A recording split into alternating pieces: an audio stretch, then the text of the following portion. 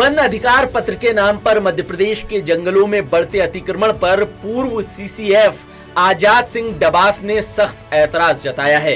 उन्होंने वन अधिकार पत्र के लिए वन क्षेत्र में हो रहे अतिक्रमण को लेकर सीधे पूर्व मुख्यमंत्री और केंद्रीय मंत्री शिवराज सिंह चौहान को जिम्मेदार ठहराया है। डबास ने आदिवासियों को उकसाने के लिए शिवराज सिंह चौहान को जिम्मेदार ठहराते हुए सीएम डॉक्टर मोहन यादव को चिट्ठी लिखी है। इस चिट्ठी में डबास ने वन अधिकार पत्र को प्रदेश में आदिवासी वोट बैंक को साधने का जरिया बताकर पूर्व सीएम शिवराज सिंह चौहान की भूमिका को कटघरे में खड़ा किया है। 1985 बैच के आईएफएस अधिकारी रहे आजाद सिंह डबास ने सीधे तौर पर केंद्रीय मंत्री शिवराज सिंह चौहान पर आपराधिक केस दर्ज करने की मांग की है। 6 साल से तो मैं शिवराज जी के खिलाफ ये उकसा रहे हैं आदिवासियों को। ये अबेटमेंट का मामला बनता है। जो अतिक्रमण करता है वो तो अपराध करता ही है, लेकिन जो अतिक्रमण के लिए उकसाता है उस पे भी अपराध बनता है। तो मैं आपराधिक प्रकरण दर्ज करने की मांग पिछले 6 साल से कर रहा हूं। डबास ने कहा कि सैटेलाइट इमेजरी में वन अधिकार अधिनियम में तय 13 दिसंबर 2005 के बाद के कब्जे हैं, तो ऐसे दावों को खारिज किया जाना चाहिए। इसके उलट अधिकारी गांव में अतिक्रमणकारियों से पूछताछ के आधार पर वन अधिकार पत्र बांट रहे हैं। प्रदेश में वन अधिकार पत्र बांटने के नाम पर वोटों का नंबर गेम चल रहा है। प्रदेश में 3 लाख वन अधिकार पत्र बांट दिए गए और फिर से 2.25 लाख दावे आ गए हैं। ये दावे कहां से आ रहे हैं, इसका पता किया जाना चाहिए। सरकार ने हाल ही में दिसंबर 2025 तक अंतिम रूप से वन अधिकार पत्र बांटने की डेडलाइन तय की है, लेकिन अब तक जो पट्टे बांटे गए हैं उनकी सैटेलाइट इमेजरी से जांच की मांग भी डबास कर रहे हैं। 2023 तक लगभग 3 लाख आदिवासी परिवारों को वन अधिकार पत्र वितरण किए जा चुके हैं, लेकिन त्रासदी देखिए कि 23 तक 3 लाख बटे हैं।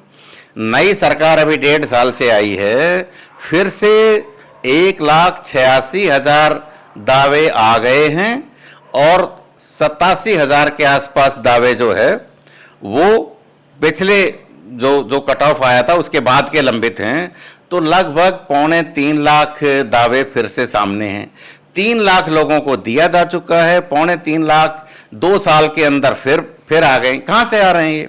डबास यही नहीं रुके। उन्होंने कहा कि बुधनी में आदिवासियों के नाम पर जिस बारेला समुदाय को वन अधिकार पत्र बांटे जा रहे हैं वो 50-55 साल पहले यहाँ नहीं थे।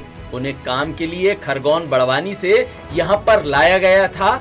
यहाँ के मूल आदिवासियों को शिवराज सिंह चौहान ने कोई लाभ नहीं पहुँचाया। खरगोन सेंधवा से इनको लाया गया, तो ये फिर इनको आके नया क्षेत्र मिला। खरगोन सेंधवा बड़वानी में जंगल पहले ही बर्बाद हो चुके हैं अतिक्रमणों के चलते, वहाँ जंगल अब बचे ही नहीं है। तो वहाँ का ये जो बारेला समुदाय है, खासतौर से यहाँ के जो ओरिजिनल आदिवासी हैं वो गोंड कोरकू समुदाय है, वो सीधे सरल लोग हैं। बारेला समुदाय जो है वो अतिक्रमण के लिए वो खेती किसानी वाला एक किस्म से किसान वर्ग है, वो सीधा आप ये समझ लीजिए।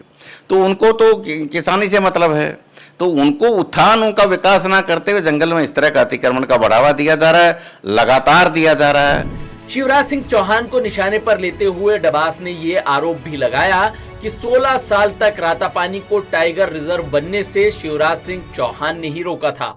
3 टाइगर रिजर्व बनाए हैं। एक टाइगर रिजर्व तो वो है जो शिवराज जी ने 16 साल तक रोके रखा था, रातापानी टाइगर रिजर्व।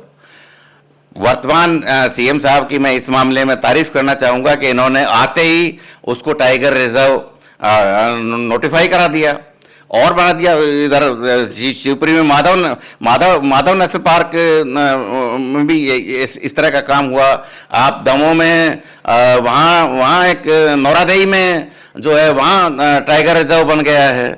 पौधारोपण को लेकर भी डबास ने शिवराज सिंह चौहान को घेरा। डबास ने सवाल किया कि 2017 में नर्मदा के किनारे 7 करोड़ पौधे लगा दिए गए थे, लेकिन इसका नतीजा क्या हुआ? आज 7 लाख पौधे भी वहां पर नहीं मिलेंगे। 2017 में एक दिन में 7 करोड़ पौधे लगवा दिए गए, नर्मदा जी के किनारे लगवाए गए कि इससे हम जो है वो जल संरक्षण करेंगे, मिट्टी का कटाव भी रोकेंगे, नर्मदा में जो है अविरल बहे वो सब करेंगे।